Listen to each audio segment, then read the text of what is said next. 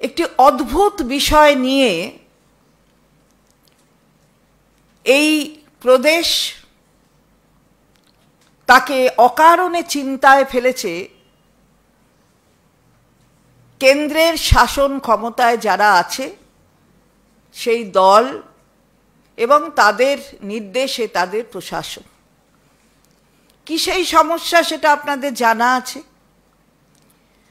একটি মহিলা সোনালী বিবি, অথবা আমরা যদি তাকে সোনালী খাতুন বলি, এই মহিলা, তার একটি 8 বছরের সন্তান আছে। তার সাথে সাথে তিনি অন্তঃসত্ত্বা। এই মহিলাকে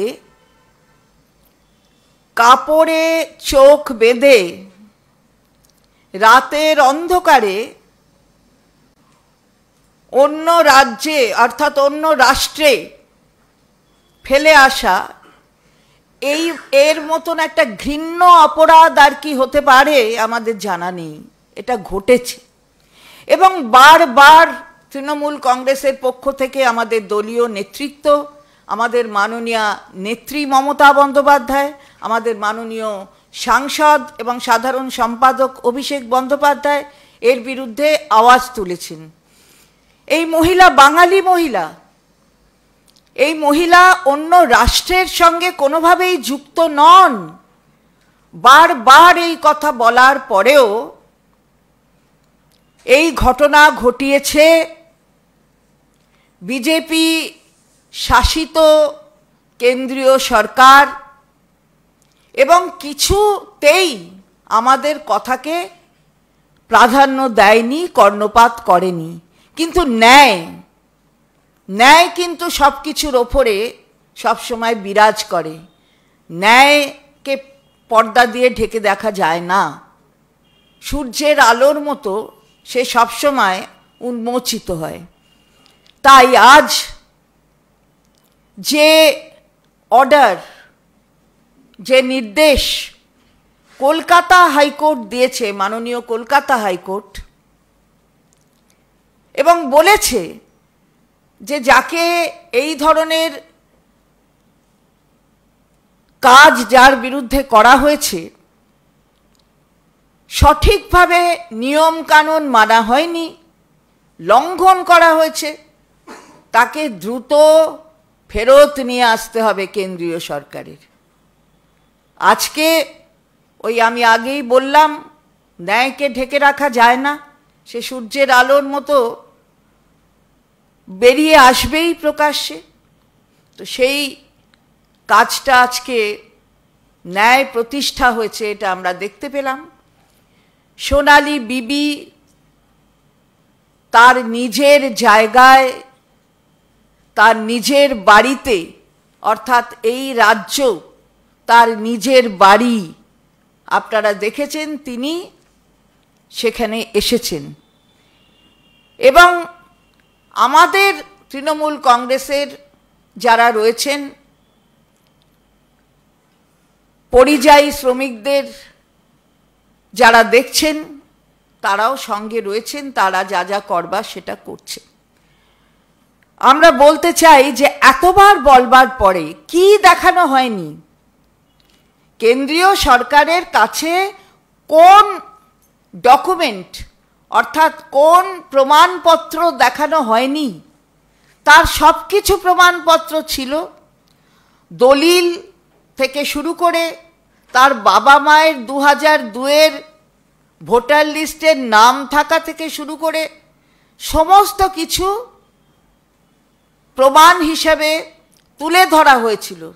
তবুও কেন্দ্রীয় সরকার চোখে কালো চশমা এঁটেছিলেন, কারণ বাংলার প্রতি তাদের ঘৃণা, বাংলার মানুষের প্রতি তাদের ঘৃণা প্রকাশ করার জন্য তারা সত্যটা দেখেও দেখছিলেন না। হাইকোর্ট বলবার পরেও, মাননীয় হাইকোর্ট বলবার পরেও তার দিকে নজর রাখছিলেন না। আমরা দেখেছি যে এই কেন্দ্রীয় সরকার যখন পাঠিয়ে দিচ্ছে, ফেলে আসছে সোনালী বিবিকে, তখন বলছে ওর নাকি জন্ম কবে? 1998 সালে, মানে 1998 সালে ও চলে এসছে এখানে। ভাবুন, যার জন্মই 2000 সালে, সে নাকি 98 সালে এখানে চলে এসছে। তো এই নথিপত্র, আইডি কার্ড থেকে শুরু করে সব কিছু দেখানো সত্ত্বেও ছেড়ে না, সেগুলোকে প্রমাণ হিসেবে গ্রহণ না করে এই ধরনের বঞ্চনার এবং অন্যায়ের শিকার করা সোনালীকে, এটা কিসের চেষ্টা, কিসের প্রচেষ্টা আমরা জিজ্ঞাসা করতে চাই দলের পক্ষ থেকে।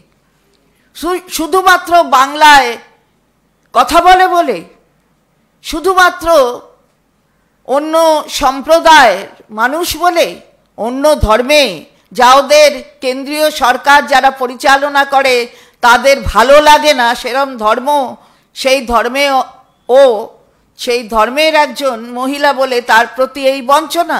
একটা অন্তঃসত্ত্বা মহিলা, অর্থাৎ নতুন সূর্যের আলো দেখাবার জন্য একটা সৃষ্টিকে যারা এইভাবে মিটিয়ে দিতে চায়, তাদের ঘৃণা করে সমাজ। আমরা দেখছি এই ঘৃণ্য জায়গায় নিয়ে এসেছে কেন্দ্রীয় সরকার এই ধরনের ঘটনা তৈরি করে। কোথায় তারা? কোথায় আইন? কোথায় ভারতবর্ষের সংবিধান? কি বলছে? আইনটাকে সম্পূর্ণত জলাঞ্জলি দেওয়ার এই ঘৃণ্য প্রচেষ্টাকে আমরা তীব্র ধিক্কার জানাই এবং তার সাথে সাথে বলি, ন্যায় প্রতিষ্ঠিত হয়। তৃণমূল কংগ্রেস সবসময় ন্যায়ের পক্ষে, সংবিধানের পক্ষে। তাই তো আজকে সংহতি দিবসে সবাই মিলে একসাথে সংহতি রক্ষা করবার, ঐক্য রক্ষা করবার শপথ নিল তৃণমূল কংগ্রেসের পক্ষ থেকে আমাদের এই সমস্ত কর্মীরা। একটি অদ্ভুত বিষয় নিয়ে এই প্রদেশ তাকে অকারণে চিন্তায় ফেলেছে। কেন্দ্রের শাসন ক্ষমতায় যারা আছে সেই দল এবং তাদের নির্দেশে তাদের প্রশাসন। কি সেই সমস্যা সেটা আপনাদের জানা আছে।